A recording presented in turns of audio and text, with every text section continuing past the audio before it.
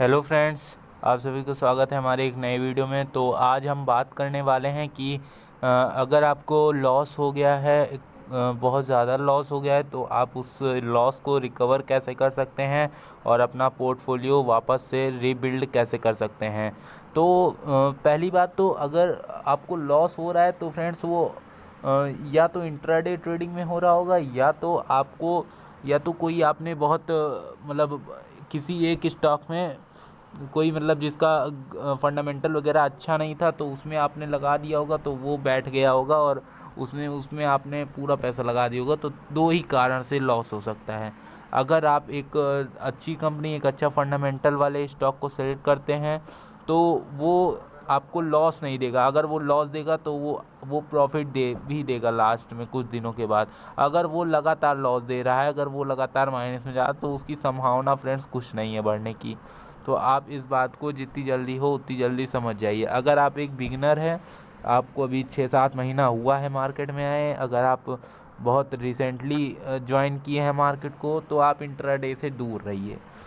Intraday का काम है फ्रेंड्स सिर्फ ट्रैप करना। आपको आपको हर समय वो फंसाएगा और आपको एक भी पैसा मिलेगा नहीं एट द एंड।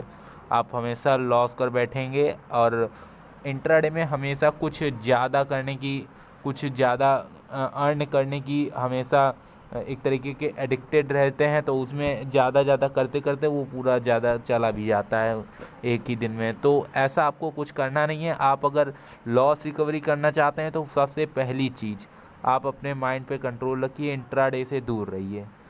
अगर आप इंट्राडे से दूर रहे तो आपको लॉस कभी होगा ही नहीं फ्रेंड्स। इस बात को आप कभी नहीं होगा फ्रेंड्स, अगर लॉस आपको कभी नहीं होगा। अगर आप इंट्राडे कुछ दिन के लिए या फिर बंद कर दीजिए कुछ सालों के लिए, तो आपको लॉस कभी नहीं होगा।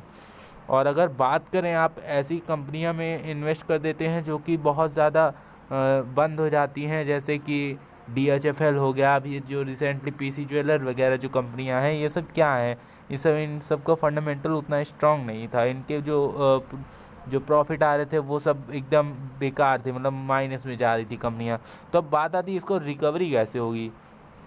तो आपके पोर्टफोलियो, आप आपका जो वॉच लिस्ट है, जो अलग अलग एप्लीकेशंस में, जो अलग अलग ट्रेडिंग एप्लीकेशंस है, उसमें जो वॉच लिस्ट रहती है, उसमें पहले आप अपने जितने भी स्टॉक है उसको साफ़ करके, और एक अच्छे अच्छे स्टॉक, या तो वो बहुत मतलब एक तरीके से बहुत ही स्ट्रांग हो, जो आप चाहें तो गवर्नमेंट वाले स्टॉक जैसे कि SBI हो गया, ऐसे भी ले सकते हैं। बट फ्रेंड्स उसमें आपको ग्रोथ नहीं मिलेगी और आप अपना पैसा जो है बढ़ाएंगे तो, बट वो भी एक तरीके से बहुत स्लो चलेगा। तो आपको, अगर आप स्टॉक मार्केट में आए हैं तो आपको स्लो पैसा, आपको जितना जल्दी हो उतना तगड़ा पैसा आप बनाइए, स्लो के चक्कर में मत रहिए।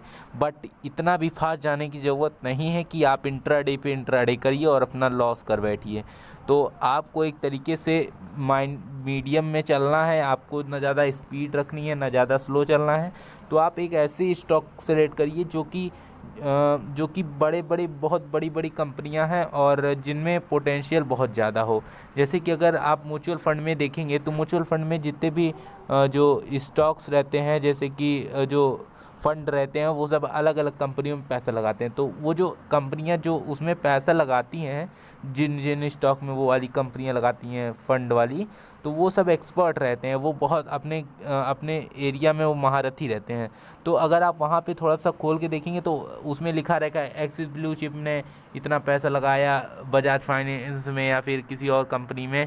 और अगर देखेंगे आप तो उन्होंने ऐसा कहा कि हिंदुस्तान यूनिलीवर में इतना पैसा लगाया 6.5%। तो ऐसे ऐसे, तो एक अच्छी स्टॉक आप सेलेक्ट करिए, भले वो महंगे हो, थोड़े महंगे हो, बट वो चलेगा, क्योंकि उनका मतलब इतना जो बढ़ने की संभावना है उसमें है फ्रेंड्स। अगर आप आप सोचते हैं कि ये वाले जो डाउनफॉल वाले स्टॉक हैं, अगर आप उसको बाई कर लें तो आप वो बढ़ जाएंगे, ऐसा नहीं है।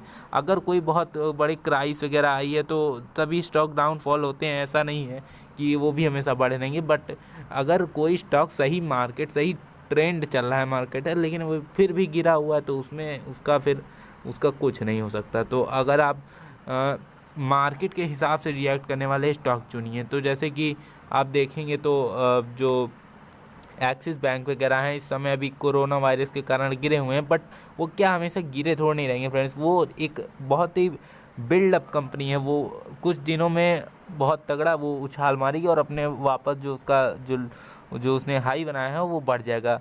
अगर उसमें कोई ऐसा मतलब जो जैसे कि कोई न्यूज़ या फिर घोटाला ऐसी कंपनियों के साथ हो जाता है, तो उसमें आपको अप टू डेट रहना चाहिए कि आप क्या कहीं घोटाला तो नहीं हो रहा उस कंपनी में, तो आप वहाँ पे अपना जो अलर्ट रह सकते हैं और उस स्टॉक से निकल सकते हैं।